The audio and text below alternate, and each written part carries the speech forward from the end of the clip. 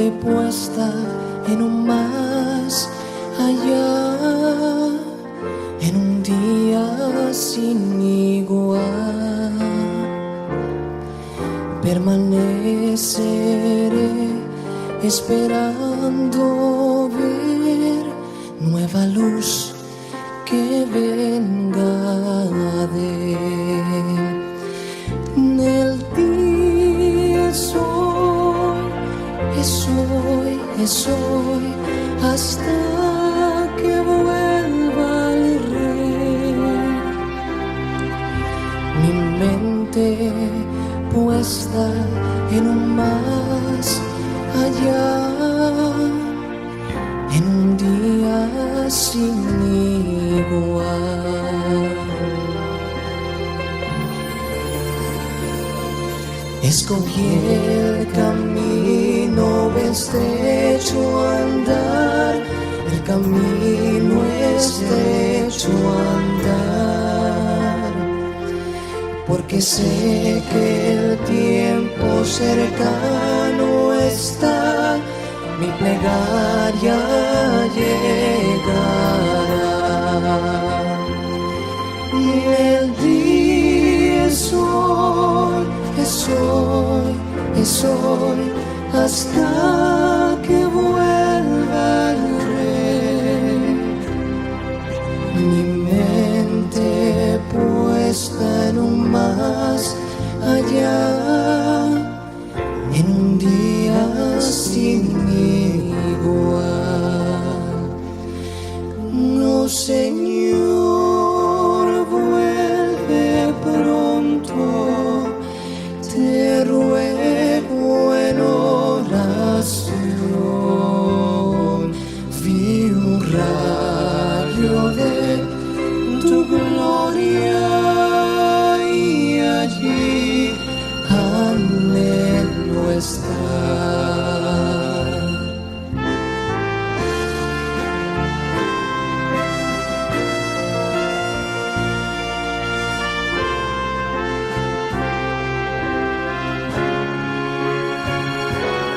Cuando aparecerá mi rey y trompetas mil con él, y mi Cristo descienda en majestad, con los santos él vendrá.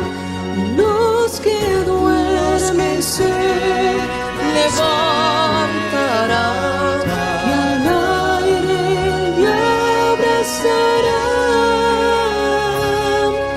Cuando aparecerá mi rey y trompetas mil con él.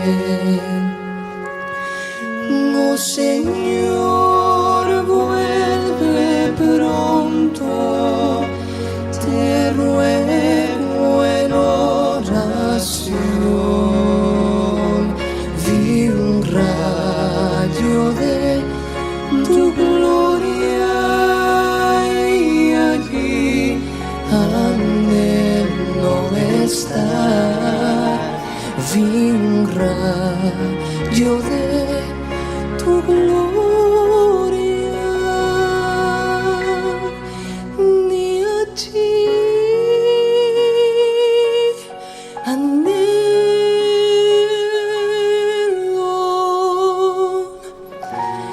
estar. Mi mente puesta en un más allá,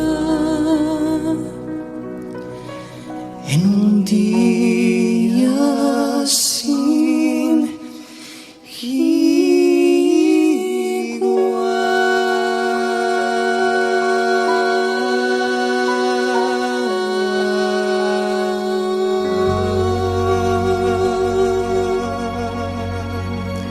Gloria a Dios.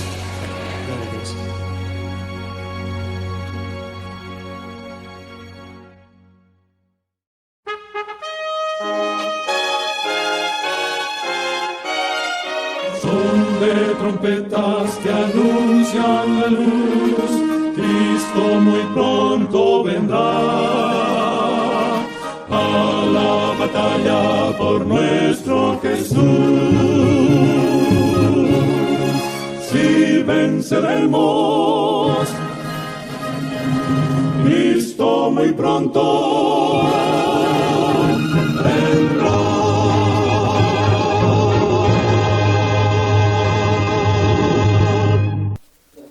Muy buenas tardes, amables televidentes de su espacio Hay una Esperanza.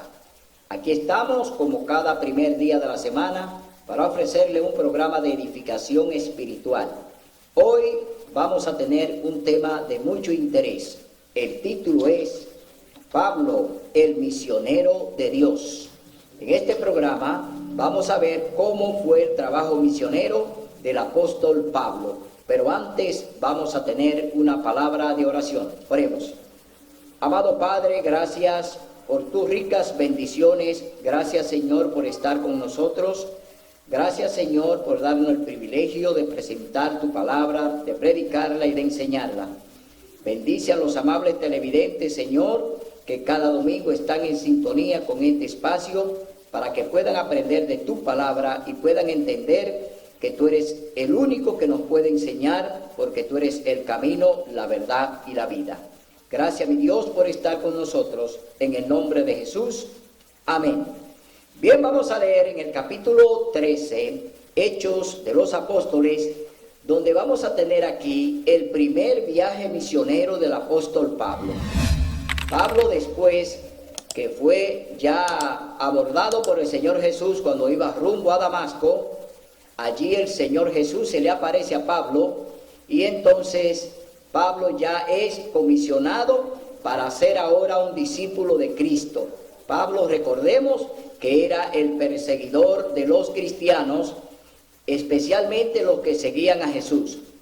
Este hombre, que estaba dirigido por el Sanedrín, fue el que en la mayoría de las persecuciones que se efectuaron después de la muerte de Cristo, el que estuvo a la cabeza de esas persecuciones fue el apóstol Pablo, es decir, Saulo de Tarso, que era el nombre que Pablo tenía antes de convertirse en un discípulo del Señor Jesús.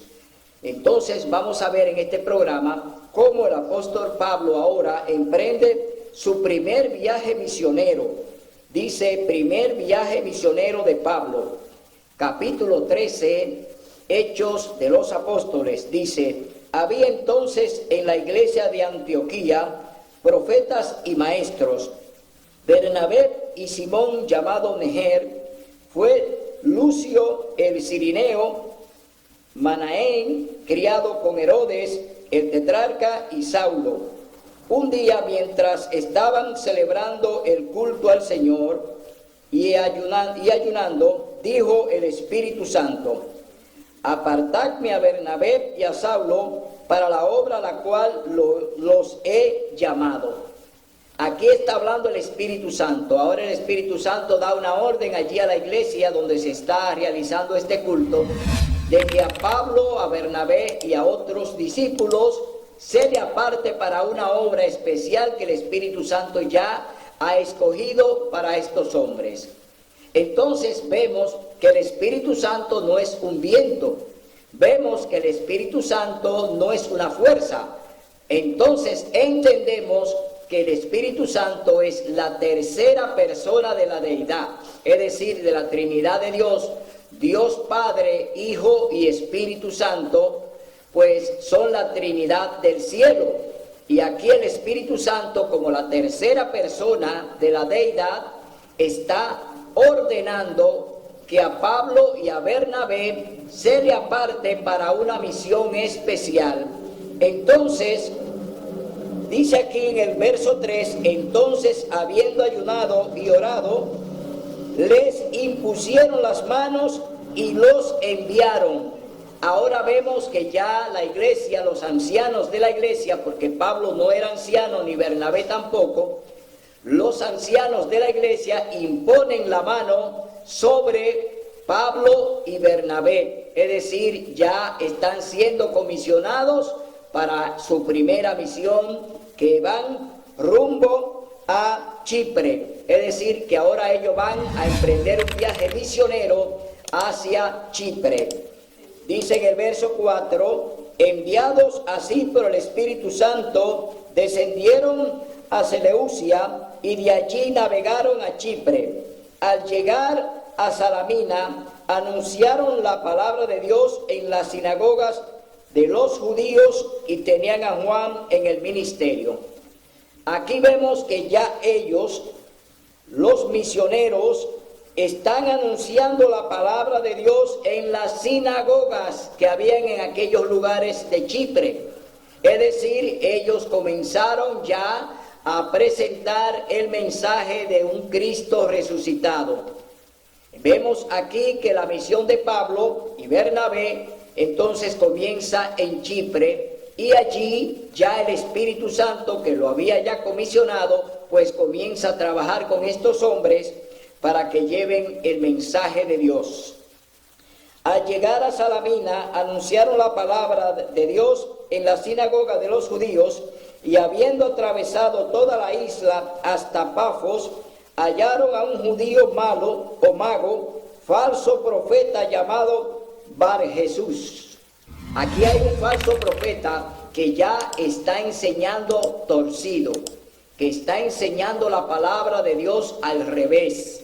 Es un hombre que está siendo utilizado por Satanás, es un falso profeta que ahora va a tener un encuentro con el apóstol Pablo y con Bernabé. Leemos en el capítulo, en el verso 7, dice que estaba con el procónsul Sergio Paulo, varón prudente, destacado en oír la palabra de Dios, mandó a llamar a Bernabé y a Pablo.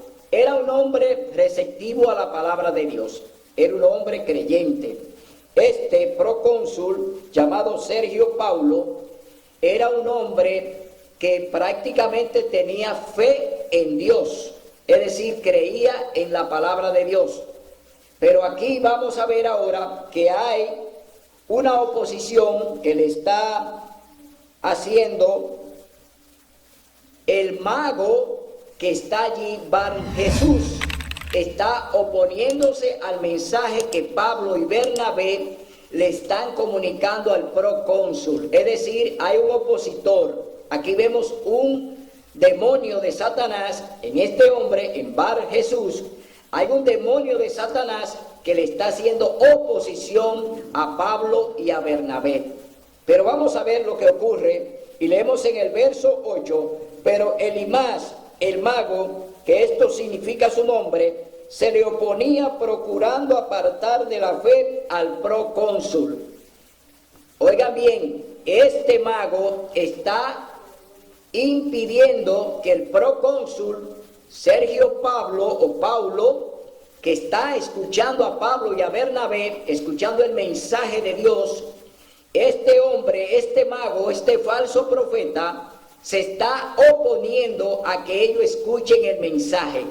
Entonces, vemos que entonces Saulo, que también es Pablo, lleno del Espíritu Santo, oiga bien, fijó los ojos en él y dijo: tú, lleno de todo engaño y maldad, hijo del diablo, enemigo de toda justicia, ¿no cesarás de trastornar los caminos rectos del Señor?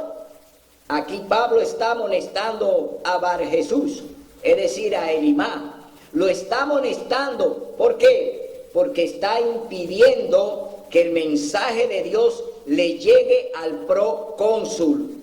Oiga bien, se está oponiendo a que este mensaje le llegue al procónsul, que está escuchando a Pablo y a Bernabé.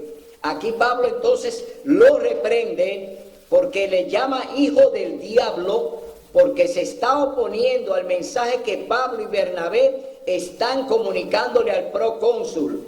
Entonces leemos en el verso 11: ahora la mano del Señor está contra ti, quedarás ciego sin ver el sol por cierto tiempo. Y al instante oscuridad y tinieblas cayeron sobre él, y andaba dando vueltas buscando quien lo condujese de la mano. Entonces, viendo lo que había sucedido, el procónsul, oiga bien, creyó, admirado de la doctrina del Señor que le estaba predicando Pablo y Bernabé. Este hombre fue reprendido por Pablo y le dijo en el nombre del Señor Jesús, con la fuerza del Espíritu Santo que ya tenía Pablo, porque había sido comisionado para esa labor. Pablo ya había sido llamado a esa labor y Pablo allí, oiga bien, está reprendiendo a este hombre. ¿Cómo lo reprendió? Hijo del diablo, le dijo, porque estaba oponiéndose al mensaje que él le estaba transmitiendo al procónsul. Siempre los demonios de Satanás están prestos para entorpecer el trabajo de los misioneros. Siempre los misioneros tenemos siempre que estar en guardia con el Espíritu Santo, con valentía y valor, para nosotros poder entonces enfrentar a esos demonios que quieren de una u otra forma entorpecer el mensaje que Dios nos está dando para que prediquemos. No es un mensaje nuestro. Ningún misionero sale a predicar la palabra de Dios si el Espíritu Santo no está con él. Salimos a predicar la palabra de Dios si el Espíritu Santo nos acompaña. Toda palabra que sale de la boca de Dios no sale porque el hombre quiere que salga. Sale porque Dios es quien nos da esa guía a través de su Santo Espíritu para que proclamemos y enseñemos su palabra, enseñemos su mandato. Allí donde Pablo está enseñando al procónsul, este demonio a través de este mago, de este falso profeta, quería impedir que la palabra de Dios llegara a oídas del procónsul que estaba escuchando. Ahora vamos a ver hacia dónde se dirige Pablo en su trabajo misionero junto con Bernabé. En Antioquía de Pisidia, allí va a parar Pablo ahora como misionero con Bernabé. Leemos en el capítulo 13, verso 13. Habiendo zarpado de Pafos, Pablo y sus compañeros arribaron a Perge de Panfilia, pero Juan Marcos, separándose de ellos, se volvió a Jerusalén. Ellos pasaron por Perge y llegaron a Antioquía de Pisidia, y un sábado entraron en la sinagoga y se sentaron. ¿Un qué? Un sábado. Oiga bien, el apóstol Pablo y Bernabé y sus compañeros, dice la palabra de Dios, que en día sábado fueron a la sinagoga de los judíos. Es decir, Pablo no andaba predicando el primer día de la semana. Pablo no predicaba en la sinagoga el primer día de la semana o el domingo. Pablo predicaba el sábado en la sinagoga de los judíos. Bernabé predicaba el sábado y los discípulos de Cristo predicaron el sábado de acuerdo al mandamiento, porque fue el mandamiento que el Señor Jesús enseñó y con el que Él mismo demostró que el sábado es su día santo y sagrado, porque cada sábado el Señor Jesús iba a la sinagoga a predicar y a enseñar. Nunca la Biblia nos enseña que los discípulos de Cristo, ni el mismo Jesús, predicaron y enseñaron en domingo. Nunca salieron a predicar en domingo en sinagogas, es decir, en iglesias. No predicaban en las iglesias el domingo, primer día de la semana. Predicaban siempre el santo sábado. Y vemos aquí que el apóstol Pablo dice que llegaron a Perge, llegaron a Antioquía, a Pisidia, y un sábado entraron en la sinagoga y se sentaron. Después de la lectura de la ley y los profetas, los principales de la sinagoga les mandaron a decir: hermanos, si tenéis alguna palabra de exhortación para el pueblo, hablarla ahora. ¿Quiénes están invitando a Pablo y a Bernabé a predicar en ese púlpito? ¿Quiénes estaban invitándolo? Los dirigentes. Aquí dice que los principales, es decir, los principales de la sinagoga le están diciendo a Pablo, a Bernabé y a sus compañeros que si tienen algo que hablar, que lo pueden hacer, pero es un culto sábado. Es un culto sábado, no es un culto domingo. No es el primer día de la semana que están en culto. Aquí dice la palabra de Dios que era sábado y ellos predicaban en los púlpitos, en las sinagogas, los sábados, no el domingo, no el primer día de la semana, sino el sábado. Para aquellos que dicen que el apóstol Pablo también predicaba y enseñaba el primer día de la semana, quiero decirle que Pablo siempre predicó en la iglesia, en la sinagoga, en el culto oficial. Pablo siempre predicó el sábado, nunca lo hizo el domingo. No predicó el domingo en ningún púlpito judío. ¿Por qué? Porque él estaba pegado al cuarto mandamiento de la ley de Dios, que dice: acuérdate del sábado para santificarlo. 6 días trabajarás y harás toda tu obra, pero el sábado es día consagrado al Señor. Es decir, Pablo, de acuerdo al mandamiento, el cuarto mandamiento de la santa ley de Dios, está obedeciendo y guardando el sábado.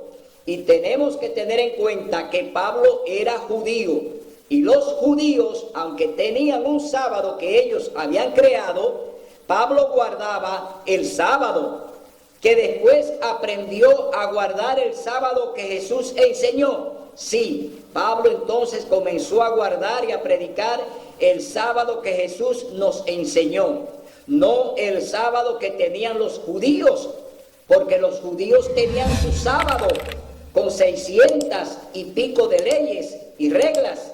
Por eso el sábado se le hacía tan pesado a los judíos, porque le habían añadido al cuarto mandamiento una serie de mandamientos que no estaban autorizados por Dios. Ellos crearon su sábado para poder someter a los judíos, pero ese era un sábado que ellos lo habían profanado, un sábado que lo habían alterado. No era el sábado bíblico, no es el sábado que viene del Edén, del capítulo 2 de Génesis. Ese sábado que ellos enseñaban era un sábado creado por ellos, no era un sábado que estaba en el cuarto mandamiento, porque es un día de delicia, un día donde debemos estar en comunión con Dios.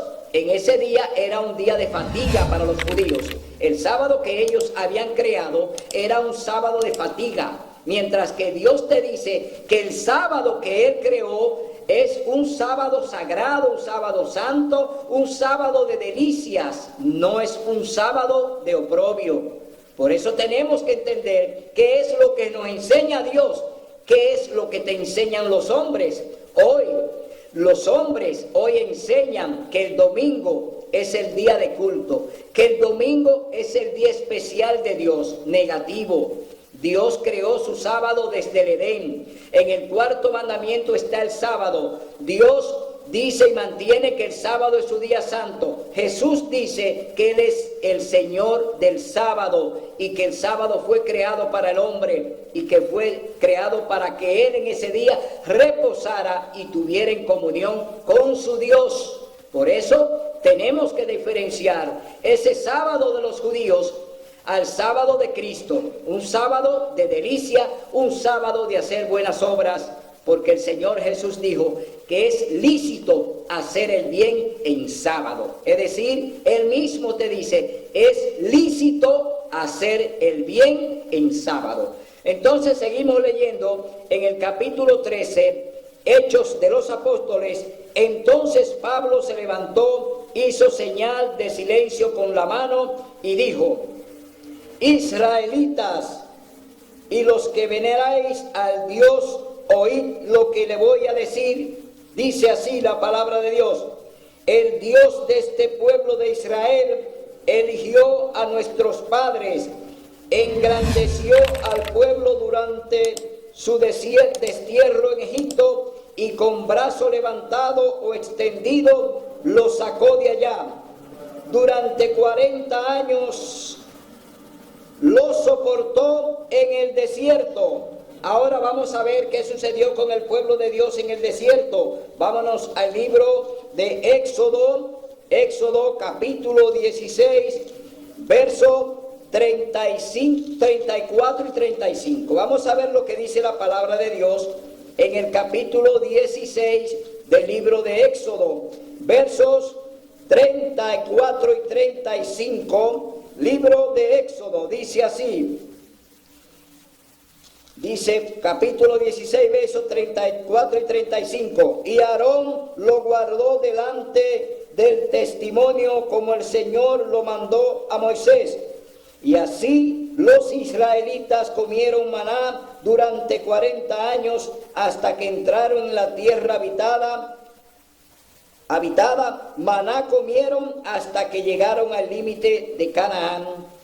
Es decir, que Dios mantuvo a su pueblo durante 40 años con el maná que caía del cielo. Es decir, era el alimento de los ángeles, pan del cielo que Dios enviaba a su pueblo diariamente, y que el viernes, que era el día de preparación, pues lo mandaba doble para que no recogiesen nada el sábado, porque el maná no caía el sábado. ¿Y cuál era la razón? Porque Dios les dijo a ellos a través de Moisés que el sábado tenían que reposar, tenían que guardar el sábado y no hacer ninguna obra secular, ninguna obra de trabajo podían hacer el sábado, y salir a recoger el maná el sábado era una obra de trabajo. Y Dios no quería que su pueblo saliera ese día sábado a recoger maná, porque era un trabajo.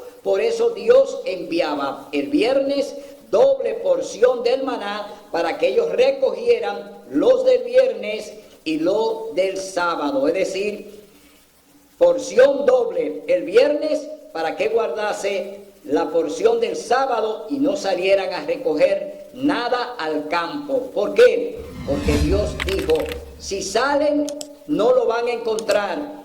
Y lo que lo guardaron para el día siguiente, que tenían que recogerlo diario, se le agusanó. Pero Dios le dijo, de domingo hasta el viernes recogerán diariamente el maná. Es decir, van a recogerlo todos los días. No lo pueden guardar. Tienen que recogerlo diario, porque yo lo enviaré todos los días. Dios enviaba el maná diario. Entonces, ¿qué quería el pueblo? Algunos salieron a buscar en sábado y no lo hallaron, desobedeciendo el mandamiento. Algunos guardaron también el maná para el día siguiente, para no ir a trabajar, para no ir a recogerlo, y se le agusanaba. Es decir, Dios cumple su promesa. Dios le dice diario el maná, todos los días. El viernes lo recogerán doble, pero el sábado no van a ir a recogerlo, porque es santa convocación, es santo día para ustedes y para mí, donde estaré en comunión con ustedes durante ese día de 24 horas. Las 24 horas del sábado son santas y sagradas. ¿Por qué? Porque Dios está reposando, porque Dios está en comunión con su pueblo, y Él es el único que santifica y bendice su día. No hay hombre en la tierra que pueda bendecir un día, como quieren ahora hacer con el domingo. El hombre ahora, el Papa, los dirigentes, los religiosos, los pastores, quieren ahora bendecir el domingo, quieren darle una bendición el domingo. ¿Quién ha dicho? Ustedes no tienen autoridad para bendecir nada. El único que bendice es Dios. Dios es que santifica y bendice. Por eso en el capítulo 20 del libro de Ezequiel dice, también les di mis sábados, para que sepan que es una señal entre mí y ustedes, entre mi pueblo y yo, porque yo soy Jehová que los santifica. ¿Quién es que santifica? Dios. No hay hombre sobre la tierra que santifique ningún día. Ningún día tiene la autorización el hombre para santificarlo. Solamente Dios puede santificar el día santo y Él lo escogió. Desde el principio escogió y santificó su santo sábado. Es decir, que aquellos que creen que todavía pueden santificar un día y pueden apartar un día y ponérselo y presentárselo como santo a Dios, están equivocados. Están equivocados porque solo Dios puede santificar su santo día. No hay hombre sobre la tierra que lo haga, ni el Papa ni nadie, solo Dios santifica. Es decir, que tenemos que estar claros de quién es que santifica, quién es que escoge, quién es el creador, quién nos hizo, quién nos mantiene, quién nos gobierna, es Dios. Quien nos da la vida eterna es Dios. Quien nos va a resucitar de los muertos es Dios. Entonces vemos que el hombre quiere entonces santificar un día. El hombre quiere apartarle un día al Señor, quiere apartarle el domingo, el primer día de la semana, y ponerle una bendición que no tiene, que no la ha puesto el Creador, porque Dios solamente puso en el sábado su santificación. Dios lo declaró santo el sábado, pero en ningún momento Dios declara el domingo, el primer día de la semana. En ninguna parte de la Biblia dice que Dios santifica el domingo. No hay ninguna connotación de santificación en el domingo, porque el domingo es un día común y corriente, es un día de trabajo, primero de la semana, no para que usted se lo dedique como santo y sagrado a Dios, porque no hay santidad en el domingo. Solamente Dios escoge, Dios santifica, Dios aparta, y Él apartó el sábado. A ningún religioso le cabe que venga ahora a brindarle a Dios lo que Él quiere, como sucedió con Caín, que allí el Señor ordenó que se le hiciera un culto especial con un cordero que fuera inmolado, un cordero perfecto de un año, macho de un año, que fuera inmolado y que le fuera sacrificado a él. Sin embargo, Abel hizo lo que Dios les mandó. ¿Y qué hizo Caín? Caín entonces trae lo que él quiere. Caín quiere brindarle un culto como él quiere. Entonces, así no, lo que Dios te pide, hazlo como Él te dice. Caín no le agradó a Dios porque no hizo lo que Dios le mandó. Sin embargo, el sacrificio de Abel, Dios lo aprobó enviando fuego del cielo para consumirlo. Es decir, Dios se complació con Abel, mas con Caín no. Y hoy en día las iglesias evangélicas, conjuntamente con la iglesia católica, están en la misma situación de Caín y Abel. Están en la misma situación. Hoy Abel sigue siendo de agrado para Dios porque su sangre clama desde la tierra y fue encontrado justo. Hoy todavía las obras de Caín están en las manos de los católicos, en las manos de los evangélicos, de los testigos de Jehová, en las manos de los presbiterianos, en las manos de los luteranos, en las manos de los metodistas, en las manos de los que no obedecen a Dios y hacen lo que Él le manda y lo que Él ordena. Eso andan como Caín y están predicando como Caín y están enseñando como Caín y quieren brindarle también el culto de Caín a Dios. Pero Dios no lo acepta. Dios no acepta el domingo. El domingo es un día común de trabajo. Dios te convoca para que el santo sábado tú estés en comunión con Él. El sábado no es el domingo. Entiéndalo. Dios le está hablando para que usted entienda que no es el domingo, sino el sábado, santo y sagrado. Por ese día Dios va a probar a su pueblo. Dios probará a su pueblo, su remanente. Lo va a probar con su santo sábado. Es decir, que la humanidad se va a dividir en dos grupos. El grupo que obedece a Dios y el grupo que obedece al hombre. ¿Quiénes obedecen al hombre? Los que están hoy promulgando por una ley dominical. Los que quieren hoy que se decrete el domingo como día oficial de culto para Dios. Eso andan como Caín. Eso andan negativo, eso andan mal delante de Dios, son irreverentes, son rebeldes. Entonces, mis hermanos, tú tienes que saber en qué lugar tú te congregas. ¿En qué iglesia tú estás? Averigua si creen en los mandamientos. Averigua si creen en el sábado. Averigua si lo que predican está de acuerdo con así dice Jehová. Si no está así, sal de ahí, dice el Señor en Apocalipsis capítulo 18. Sal de ahí, pueblo mío. No te hagas cómplice de lo que están haciendo allí en el aposento lleno de demonios y de toda ave inmunda y aves aborrecibles que están allí en la habitación de la Iglesia Católica, que están allí en el Vaticano y que de allí son dirigidos por el diablo. De ahí son dirigidos por el diablo. ¿Por qué? Porque él se ha adueñado del planeta y hoy gobierna el planeta a través de los hombres, a través de los gobiernos, a través de las iglesias. Satanás gobierna el planeta a través de sus secuaces. Usted tiene que ver a quién usted sigue y cómo usted sigue a Dios. A Dios debemos seguirlo, oírlo y predicarlo en espíritu y en verdad. Seguimos leyendo en el capítulo 13 del libro de Hechos de los Apóstoles. Estamos hoy predicando el primer viaje del apóstol Pablo como misionero. Entonces, dice aquí la palabra de Dios, y destruyendo 7 naciones de Canaán, les dio su tierra en herencia. Después, como por 450 años, les dio jueces hasta el profeta Samuel.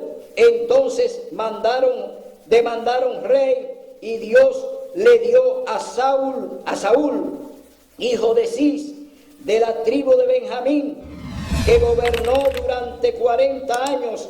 Después quitó a este y levantó por rey a David, de quien testificó: he hallado a David, hijo de Isaí, hombre según mi corazón, quien hará todo lo que yo quiero. ¿De dónde viene la descendencia del Mesías? ¿De dónde nacería el Mesías? Del linaje del rey David. A través de ahí vendría entonces el Mesías. Vemos entonces que ya el Señor le está diciendo al apóstol Pablo, y el Espíritu Santo lo está llevando al Viejo Testamento. El Espíritu Santo lleva a Pablo al Viejo Testamento para que Pablo pueda testimoniar de todo lo que Dios hizo con su pueblo allí en el desierto. El maná que le dio y cómo lo mantuvo y cómo peleó con aquellas naciones cananeas para entregarle la tierra de Canaán como heredad. Vemos que el apóstol Pablo entonces entra en la historia y habla de cómo el pueblo de Dios, dejando a Dios a un lado, entonces piden que le pongan un rey. Eso fue cuando el profeta Samuel, que el pueblo pidió un rey, y el Señor le puso a Saúl, hijo de Cis. Vemos entonces que Dios es quien dirige la historia. Todo lo que el pueblo quería, ya Dios lo sabía, porque Dios lo sabe todo. Cuando ellos se propusieron que iban a nombrar un rey, ya Dios lo había elegido como siempre. Dios quita y pone reyes. Eso lo dice el libro de Daniel capítulo 2. Dios quita y pone reyes. Nadie en la tierra se pone por sí mismo. Por eso el Señor también en el capítulo 13, libro de Romanos, dice que el Señor establece las autoridades civiles. Es decir, Dios establece todo. Nada lo pone el hombre. El hombre no establece nada. Quien establece es Dios. Entonces, vemos que ya el apóstol Pablo, que está hablando aquí de la trayectoria del pueblo de Dios, de la descendencia de este conforme a la promesa, Dios levantó a Jesús por Salvador de Israel. Antes de su venida, Juan predicó un bautismo de arrepentimiento a todo el pueblo de Israel. Aquí, después de David, entonces el apóstol Pablo ahora está hablando de Juan el Bautista, enviado por el Señor a abrir el camino, la senda para el Mesías que vendría. Es decir, quien introduce al Mesías Oiga bien, quien introduce al Mesías es Juan el Bautista, es decir, el enviado, el amigo del novio, porque Jesús viene a casarse con su iglesia. Entonces, el enviado es Juan el Bautista, que es el amigo del novio. Entonces vemos aquí que Juan, cuando Juan terminaba su carrera, dijo: ¿quién pensar que soy? Yo no soy él, pero viene después de mí aquel a quien no soy digno de desatar las sandalias de sus pies. Aquí está hablando el apóstol Pablo de qué dijo Juan cuando estuvo allí en el Jordán, cuando los dirigentes quisieron abordarlo, preguntándole que si él era el Mesías, que si él era el enviado, y él dijo: yo no soy, pero vendrá uno que no soy digno ni siquiera de desatar. Que el apóstol Juan aquí está hablando de Jesús, está hablando del Maestro. Hermanos, hijos del linaje de Abraham y extranjeros, que entre vosotros respetáis a Dios, vosotros ha sido enviado este mensaje de salvación. Pablo sabe que el mensaje que viene a través de los profetas es un mensaje de salvación. Pablo sabe que los mensajeros de Dios, los profetas que fueron enviados a traer ese mensaje y que escribieron y hablaron de Jesús, y que todo lo que dijeron está en el Viejo Testamento, y que hoy muchos cristianos dicen que no quieren saber nada del Viejo Testamento, sino que ellos son cristianos del Nuevo Testamento. Y entonces, ¿dónde está la base suya? ¿Dónde tiene usted base para ser cristiano? Si usted no acepta lo que hay en el Viejo Testamento, usted no puede ser cristiano. ¿Por qué? Porque todo lo que hablaron los profetas, lo hablaron en el Viejo Testamento y lo hablaron de Jesús. Es decir, hablaron del Mesías. Y el Mesías no se produce directamente en el Nuevo Testamento.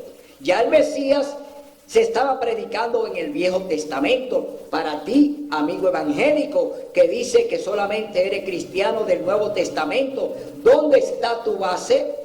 ¿Dónde radica tu base para tú entender que toda la palabra de Dios es íntegra y que ni una tilde ni una jota perecerá sin que todo se cumpla? A ti yo te pregunto, ¿qué cristianos eres tú cuando niegas el Viejo Testamento? Entonces tú eres un cristiano sin base. Eres un cristiano vacío, eres un cristiano sin Espíritu Santo, eres un cristiano que obedece solamente a los hombres, pero maldito es el hombre que cree y confía en el hombre. Jeremías 17:5. Dios te dice: maldito si crees en el hombre. Entonces tú tienes que saber que Dios se rige por su santa palabra. Habiendo cumplido todas las cosas de que el Mesías vendría, vemos que Pablo le está explicando a aquellos que están escuchando allí, porque fue en la sinagoga de los judíos donde Pablo predicó, un sábado, porque Pablo no predicó domingo. Entonces vemos que ya el apóstol Pablo, haciéndole una reseña histórica de todo lo que había ocurrido con el pueblo de Israel, le está hablando de su historia, le está hablando de lo que había ocurrido allí en el desierto, de los milagros que Dios hizo con su pueblo, del maná que bajó del cielo y que el Señor abrió el camino y que abrió el mar rojo para que su pueblo pasara y cruzara por allí sin mojarse los pies. Entonces vemos que con milagros y prodigios y grandes señales, Dios levanta a su pueblo desde allí, desde el desierto, donde estuvo por 430 años como exiliado en Egipto. Entonces vemos, y él apareció, dice aquí, y habiendo cumplido todas las cosas que de él estaban escritas, lo quitaron del madero y lo pusieron en el sepulcro, pero Dios lo resucitó de entre los muertos. Aquí Pablo está hablando de cómo los judíos, en complicidad con el gobierno romano a través de Pilato, pues ejecutan a Jesús. Jesús fue ejecutado por el gobierno romano, pero quien condenó a Cristo fue la iglesia a través de su sumo sacerdote llamado Caifás. Es decir, la inquisición que se le hizo a Jesús y el juicio que se le hizo a Jesús en la madrugada, no en el día, porque a Jesús se le juzgó en la noche. Vemos entonces que los verdaderos cómplices de la muerte de Cristo no fue el gobierno romano, fue la misma iglesia, la sinagoga de Satanás. Es decir, ellos, los judíos, fueron los que condenaron a Cristo, y a través de Pilatos, entonces ellos, a través de Pilato, entonces llevaron a Jesús a la cruz del Calvario. Vemos entonces que el Señor Jesús fue ejecutado por la iglesia, fue condenado por la iglesia, y que al final, Pilato entonces decide entonces entregarle al hombre que ellos habían condenado, que lo llamaron y lo titularon reo es de muerte. Vamos a ver entonces que todo lo que pasó con Jesús lo ejecutó la iglesia que él mismo vino a buscar. Es decir, no fue simplemente un juicio, sino una inquisición. A Jesús se le violaron sus derechos, a Jesús se le condenó sin ningún, oiga bien, delito. Es decir, no hubo nada previo. Jesús no cometió pecado, Jesús no cometió delito. Fue juzgado injustamente y condenado por la iglesia simplemente porque Jesús predicaba y anunciaba el reino de los cielos y predicaba la verdad. Una verdad que los dirigentes judíos no aceptaban, y por eso le llamaban el alborotador, el provocador de las masas.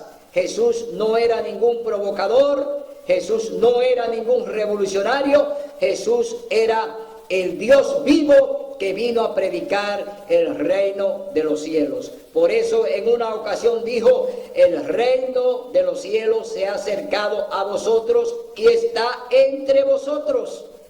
¿Quién es el que representa al reino de los cielos? Cristo Jesús, y estaba en medio de ellos, en medio de los dirigentes, en medio del pueblo, predicando la verdad, enseñando la verdad. Oiga bien, denunciando las artimañas y los planes del diablo. Por eso Cristo vino a hablar del reino de los cielos y a enseñar del reino de los cielos. Entonces, vemos aquí, dice: nosotros también os anunciamos la buena nueva de que la promesa hecha a nuestros padres se iba a cumplir. Vámonos al capítulo 12 del libro de Génesis. Vamos a ver qué ocurre con Abraham. Abraham fue hecha la promesa para el pueblo de Dios, que hoy en día nosotros sabemos que Abraham fue escogido por Dios para guiar a su pueblo y para que a través de Abraham viniera entonces el remanente por donde vendría el Mesías. Capítulo 12, verso 2. Y haré de ti una gran nación, te bendeciré, engrandeceré tu nombre y serás una bendición. Bendeciré a los que te bendigan y a los que te maldigan maldeciré, y por medio de ti serán benditas todas las familias de la tierra. Por medio del profeta Abraham, por medio de ese gran amigo de Dios Abraham, por medio de él y de su simiente que fue Isaac, vendría entonces la descendencia del Mesías prometido. Entonces vemos que el Señor cumple su promesa, vemos que Dios entonces cumple lo que Él ya había hablado en el Viejo Testamento. Leemos entonces en el verso 33, Dios ha cumplido a los hijos de ellos, a nosotros, al resucitar a Jesús, como a nosotros, de resucitar a Jesús, como en el Salmo 2 está escrito: mi hijo eres tú y yo te engendré hoy. Vamos a leer en el Salmo 2, verso 7. Salmo 2, verso 7. Vamos a ver lo que dice la palabra de Dios en el Salmo 2, verso 7. Dice así la palabra de Dios: publicaré el decreto. El Señor dijo: mi hijo eres tú. Aquí está una afirmación de Dios. ¿A cuál de los ángeles Dios llamó hijo? A nadie, a ninguno, solamente a su Hijo, a Cristo Jesús, solamente a Él. Vamos a leer ahora en el Salmo 16, verso 10, que dice la palabra de Dios: porque no me dejarás en el sepulcro, ni permitirás que tu santo vea corrupción. ¿Qué pasó con Jesús después de haber sido muerto en la cruz del Calvario? ¿Qué pasó con Jesús? Jesús fue levantado de allí al tercer día y no hubo corrupción en él. Es decir, Jesús no se corrompió. Pero sí vemos un caso en el cual el mismo Jesús levantó a un muerto llamado Lázaro. El Señor lo levantó y tenía 4 días de muerto, pero ya estaba corrompido.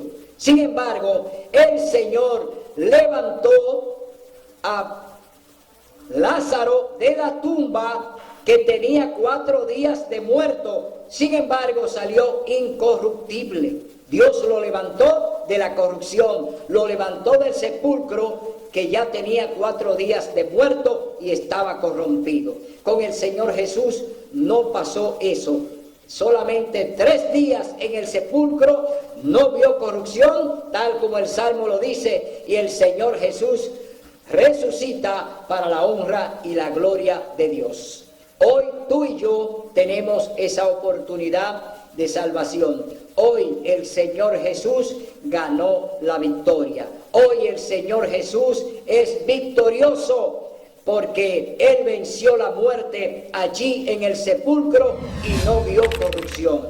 Hoy tú y yo, aunque veamos corrupción, si confiamos, si entendemos que Jesús es nuestro Salvador, y Él es nuestro libertador, y Él es nuestro creador, y Él es nuestro Dios todopoderoso, entonces vamos a ser levantados de la tumba. Vamos a ser transformados en un abrir y cerrar de ojos a la final trompeta, y no habrá corrupción en nosotros, porque lo que se fue o se enterró en corrupción vendrá sin corrupción, porque eso es lo que el Señor nos promete: limpiarnos de todo pecado, de toda mancha de pecado, limpiarnos y llevarnos al reino de los cielos.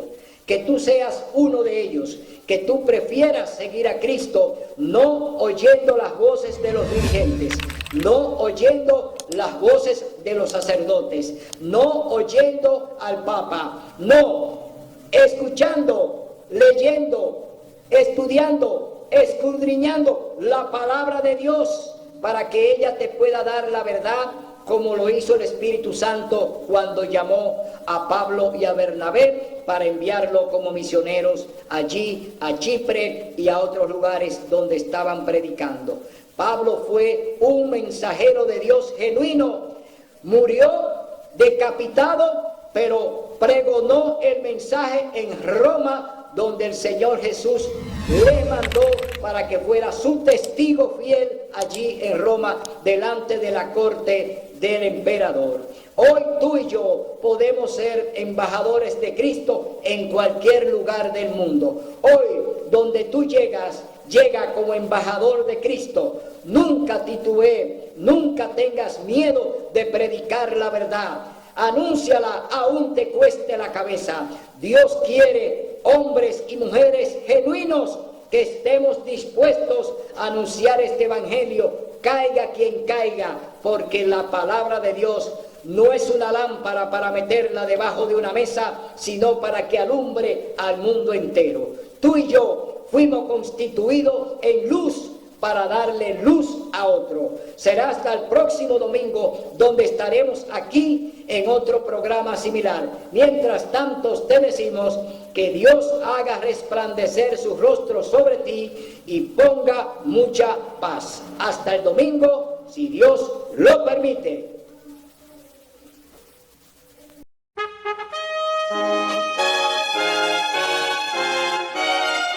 Son de trompetas que anuncian la luz, Cristo muy pronto vendrá a la batalla por nuestro Jesús. Si venceremos, Cristo muy pronto vendrá.